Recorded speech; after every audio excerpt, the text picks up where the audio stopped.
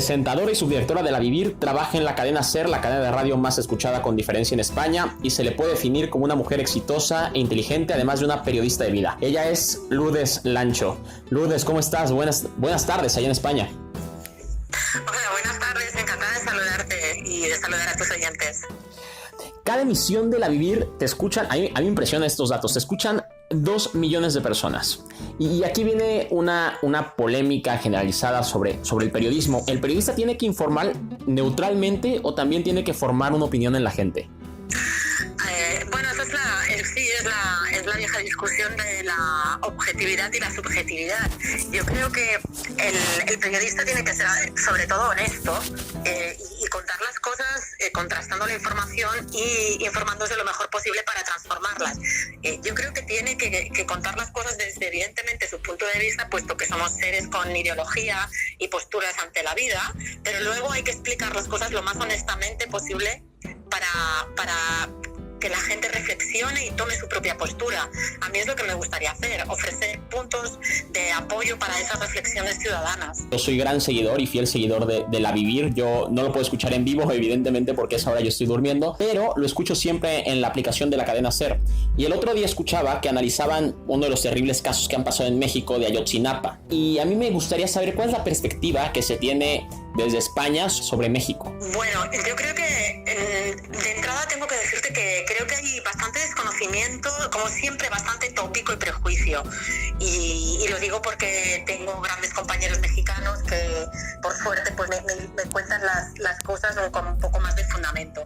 Yo creo que la impresión que generalizada, así a trazo grueso, es que es un gran país, es un país muy diverso, pero está sufriendo la lacra de la violencia, la lacra del narco, más pues los casos de corrupción cuando un partido se perpetúa en el poder, pero eso ya no es, me temo y por desgracia, patrimonio mexicano, sino yo creo que universal. Pero sí, el tema de la violencia, del narco, yo creo que se ve como algo que azota el país y que es una pena, ¿no? Porque, como decía, es un país con una gran riqueza y una gran diversidad, creo que además con un gran vínculo también con nuestro país. Yo creo que deberíamos admirar más México y cómo sois vosotros, y no nos deja, ese manto de violencia no nos deja admirar realmente los valores que tenéis como sociedad. Al final de cuentas, digo, México es una sociedad influenciada totalmente por la sociedad española. En mi caso, habemos gente que tenemos abuelos españoles o que tenemos familiares cercanos españoles por la historia que nos junta como países a ambos, y tocas un tema interesante, además de la corrupción y todo esto. Información que llega muy, muy seguido a México es, por ejemplo, ahorita con el coronavirus, la gran división política que también la hay aquí, que tuvieron ustedes o que están teniendo ustedes con el PSOE, con el PP, con esta ultraderecha que están haciendo de Vox en los tiempos de coronavirus. Aquí, ¿cómo tú analizas esto de la división política y querer ganar votantes o querer ganar cierto prestigio político, pues usando una pandemia y politizando una pandemia? Pues lamentablemente lo veo en el contexto que estamos viendo en muchísimos países, ¿no? La falta de un liderazgo político y de unas coordenadas políticas para enfrentar el momento más grave al que nos enfrentamos, y yo creo que a nivel mundial, ¿no? Como esperábamos, siempre teníamos una guerra y luego ha sido un bicho invisible el que nos ha puesto contra las cuerdas, ¿no? Dices que ¿cómo lo veo? Pues me da muchísima pena que en un momento en el que todos los ciudadanos están demostrando tener buena responsabilidad, solidaridad. Aquí España no es un país rico y lo demuestra, pues que cada vez hay más gente en el umbral de la pobreza. La gente se ha lanzado a ayudar en redes ciudadanas para que nadie se quede sin comida, para que nadie se quede en la calle, y los políticos mientras como en una especie de estrato superior, peleándose y no uniéndose en un momento de emergencia como este, que es lo que esperaba el ciudadano. Que luego no pidan que la gente crea en la política si ven que ni siquiera en un momento así se ponen de acuerdo. Y luego, por desgracia, creo que vosotros también lo estáis sufriendo, el populismo, ¿no? Como terriblemente. A río revuelto, ganancias de pescador, y salen los listos que creen tener soluciones sencillas a problemas complejos. Y eso nunca es así, lo sabemos todos. Pero la gente quiere escuchar, quiere esperanza, y las redes sociales lo multiplican todo. Y bueno, pues estamos como estamos, y no parece que las cosas vayan a mejorar, ¿no? Viendo, por ejemplo, Estados Unidos, ¿no? Piensas que Trump es una anécdota y luego piensas que a lo mejor no tanto. La figura presidencial en el caso de México de Andrés Manuel López Obrador ha sido bastante cuestionada disfrazada en México y en España también por las declaraciones luego que hace, pues de que hay que abrazarnos y hay que besarnos sin importar la pandemia y todo este tipo de cosas. Y él siendo una persona, yo lo he dicho abiertamente aquí en este espacio, yo soy de izquierdas, pero aquí en México no hay una izquierda real, es una izquierda disfrazada de, ellos venían del PRI, que es como decirlo, pues no sé, como el PP, lleno de corrupción, lleno de cosas así. Aquí lo que me gustaría saber es, por ejemplo, la perspectiva que llega desde ese lado de Andrés Manuel López Obrador, que es el presidente de México, y también, haciendo la segunda pregunta, gracias a él están haciendo una ultraderecha que no existía en México. Había derecha, había centro, había todo esto, pero no existía una ultraderecha que está empezando a nacer gracias pues a que el presidente ha dividido entre fifís y chairos, por decirlo así, entre pijos y pobres, tal vez en palabras más españolizadas. Lo interesante aquí es de que cómo podemos combatir este fantasma que está regresando de la ultraderecha y cuál es la perspectiva del presidente de México en España. Mira, lo del presidente de México nos ha dado mucha pena ver que se une a esos líderes irresponsables que bueno, pues que no han sabido mesurar su postura y la influencia que puede tener su postura y su compromiso en una situación como esta. Quizá muera más gente porque él no haya utilizado mascarilla o porque haya dicho en un primer momento que la gente se puede abrazar y demás. Esto lo vimos con mucha pena, ¿sabes? Igual que se contempla, pues bueno, como una gente estupenda, pues lo va a pasar mal porque tienen un mal liderazgo. Y en nuestro caso, fíjate que lo de la ultraderecha es una vez más lo del populismo, lo que quería decirte, ¿no? Y lo que a mí más me extraña es que voten a la ultraderecha gente pobre, gente que no tiene recursos, que tiene pocas expectativas, creyendo que realmente se va a ocupar de sus problemas. Nunca ha sido así. Entonces, a mí eso es lo que me tiene fascinada y nunca lo podré entender, pero debería ser la izquierda. Hablabas tú que no hay una izquierda en México. Es que la izquierda está muy desorientada en el mundo, no sé si estás de acuerdo conmigo. Sí, claro. Ha dejado de conectar con la gente necesitada, con la gente pobre, con la clase obrera. Se ha perdido la noción de clase. Entonces, la gente de izquierda se anda metida en discusiones de identidades, de respeto a minorías, de que todo está muy bien, pero eso desconecta con el día a día de la gente necesitada que aquí en España vive apenas al día, y muchos de ellos ahora se ven que no tienen nada, o sea, familias que se encuentran que no tienen ningún ingreso. Que no han cobrado incluso los ERTES, ¿no? ¿O ya los cobraron? Claro, los van cobrando poco a poco, pero hay gente que no ha cobrado todavía el ERTE. Ahora se ha aprobado el ingreso mínimo vital, que es un gran avance, es un derecho, y la gente, hay populistas que lo están vendiendo como la paguita, ¿no? Sí, lo he escuchado. Como si fuera una concesión. Entonces, no, es un derecho, y esta gente, si tienen un ingreso mínimo vital, podrán seguir manteniendo una cierta dignidad vital, que eso es fundamental. Entonces, ¿cómo se dejan seducir por gente que les quiere quitar eso? Por gente que quiere reinstaurarla, por decirlo de alguna manera, en vez de la redistribución y la solidaridad entre todos, quiere instalar la caridad como un método para tener controlados a los pobres. Eso es lo que me duele más de los países, ¿no? Cómo caen fascinados ante esa canto de sirenas es impresionante. La ultraderecha. Y triste, sí, claro. Prometiendo eso, lo que te decía antes, ¿no? Soluciones fáciles a problemas complejos. Desconfía siempre quien te proponga una solución fácil a un problema difícil. Y ahora estamos pasando una época muy difícil y no todo el mundo está dando la altura. Suerte que ahora, bueno, en Europa han aprobado estas ayudas, ha costado mucho, ha habido rebaja, pero por lo menos se ha salvado un poco el expediente, ¿no? Pero yo temía durante días previos que no hubiera acuerdo y saltase también la Unión Europea por los aires. 370.000 millones de euros, tengo entendido, ¿no? Fue el paquete que se aprobó. Sí. Ha habido, el presidente del gobierno español decía que estaba un 95% contento. Yo creo que por lo menos hemos salvado un poco el expediente. Y digo, sobre todo que Holanda, que no quería ceder y todo eso, sí estuve siguiendo más o menos la noticia. Tocabas un tema muy interesante de cómo la gente pobre y todo esto siguen creyendo, o más bien empiezan a creer en partidos de ultraderecha y en soluciones muy fáciles a problemas muy difíciles. Me he dado cuenta, y supongo que en México debe ser algo similar, aquí la izquierda o la izquierda nueva están haciendo en gente de universidades, al menos en México, en universidades privadas, con gente que tiene un buen estilo de vida, en universidades como la Náhuac, la Ibero, que son, o sea, de jesuitas, este tipo de escuelas que digo, no sé, supongo que deben de existir igual en España, este tipo de universidades que no pueden acceder todo mundo, y te das cuenta que la izquierda se está volviendo algo hasta cierto punto, en mi perspectiva, elitista. La nueva es esta izquierda nueva, o sea, y como dices, claramente no conecta con el obrero, con la gente que realmente necesita la ayuda de la izquierda y por la que se debe de unir la izquierda. ¿Cómo puede ser que un país, cómo poder nosotros poco a poco, por ejemplo, algo que me impresionó muchísimo fue que el PSOE PSOE pudiera crear el gobierno con Podemos. ¿Cómo poder juntar esas izquierdas separadas en un país que lamentablemente lo es, tercermundista como México?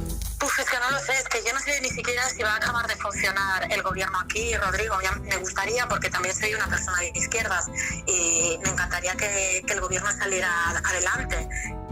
Pero, por ejemplo, Podemos nace, esto es muy interesante, porque Podemos nace en las universidades, sus líderes son, la mayoría se conocieron en la Universidad de Políticas de la Complutense de Madrid, pero nace también de las protestas callejeras del 11 de mayo. Del 11M, ¿no? Se hicieron en mayo. Sí.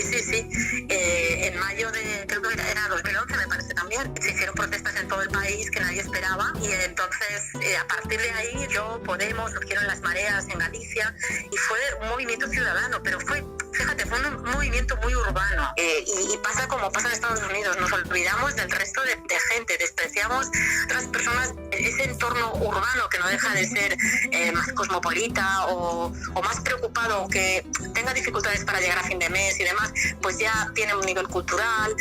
Nos olvidamos de la gente sencilla, ¿sabes? A veces de los problemas de la gente sencilla, que hay que explicar las cosas. Yo creo que, no sé si estarás de acuerdo conmigo, la clave estaría en explicar las cosas mejor. Pongo un ejemplo, el cambio climático.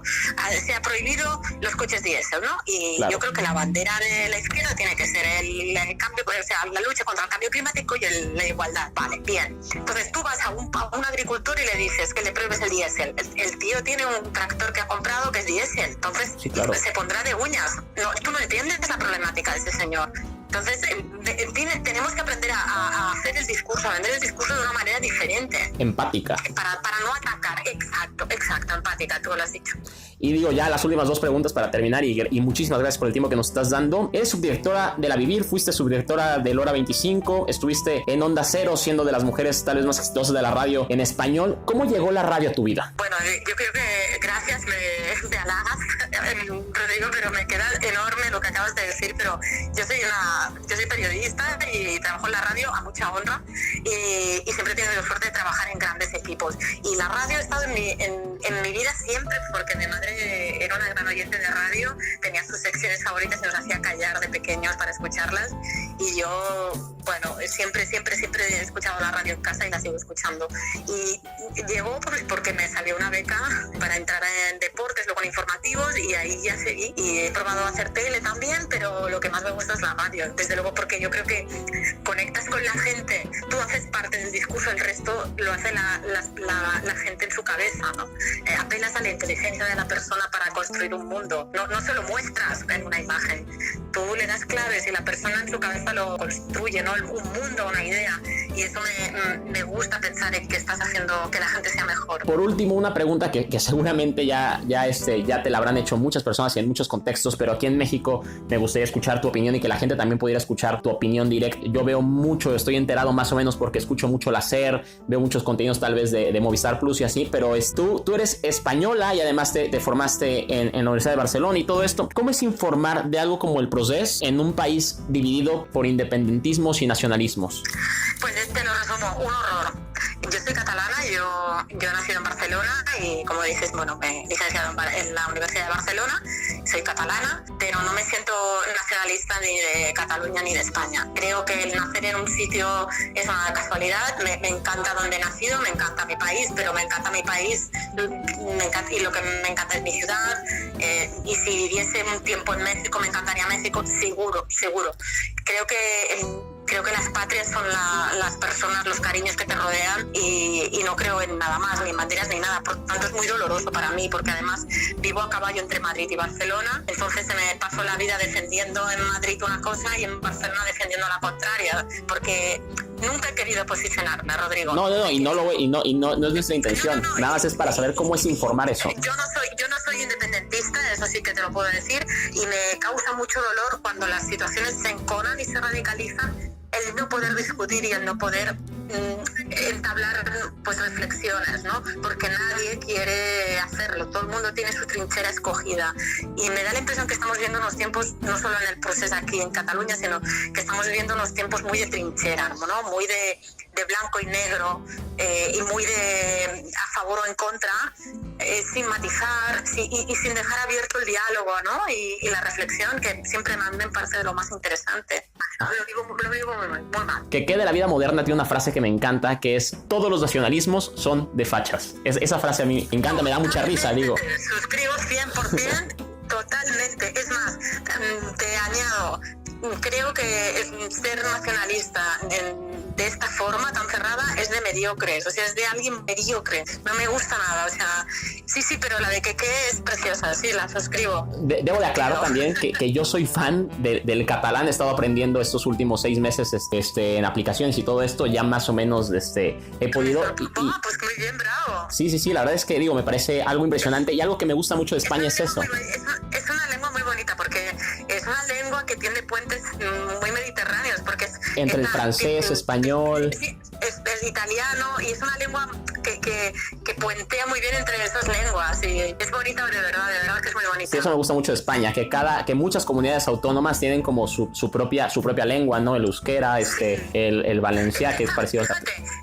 Esa debería ser la gran riqueza de este país, lo que deberíamos sacar pecho todos, de decir, oye, pues mira, sí, estamos juntos y además hemos conservado, hemos tenido la suerte o la fortaleza de conservar nuestras lenguas, nuestras culturas propias, y oye, pues muy bien, pocos países. Sí, no, la verdad es que aquí en México somos una vergüenza porque no hemos podido conservar los indígenas, los tenemos que obligar a que hablen español en vez de conservar las lenguas náhuatl o las lenguas que ellos tienen, que son varias, creo que son una cosa como 55 lenguas que se hablan, y la náhuatl sobre todo tiene varios millones de hablantes. Los obligamos que en el gobierno y todo eso tendrían que cuidar eso, y la gente pues acercarse a esas lenguas con amor y con curiosidad. Por supuesto, pero es una riqueza en realidad, pero lamentablemente el poder siempre tiene un punto de mira muy estrecho, y es así. A mí me encanta el catalán. Bueno, por cierto, en México, gracias a la generosidad mexicana, muchos refugiados de la Guerra Civil Española fueron a México, y muchos catalanes. Así es como llegaron mis abuelos, de hecho. Sí, pues hay un periodista que es amigo mío, Carlos Puig, que... Sí, de Milenio. Pues es periodista, y sus padres, bueno, son de una ciudad cercana a Barcelona, sus abuelos, no sus padres. Y él es catalán, bueno, habla catalán, de hecho. Sí, claro, me imagino. Y la lengua es riquísima, pero... Lourdes, no te queremos quitar más tu tiempo. Muchísimas gracias, ha sido un honor, un placer, y además debo decirle, un deleite platicar contigo. Siempre es súper interesante hablar con gente tan inteligente como tú, además de que siendo, pues te digo, te escuchan 2 millones de personas en un programa de radio, tienes una influencia importantísima en los medios de comunicación. Muchísimas gracias, Lourdes. Lo importante de hacer radio es que te escuchen 2 millones, te escuchen 10 personas, es disfrutar haciéndolo y hacerlo de forma honesta. O sea que adelante, y muchas gracias por pensar en mí. Es lo que intentamos, ojalá algún día lleguemos a tener en este programa un Ondas como ustedes. El honor ha sido mío, créeme, de verdad, un placer.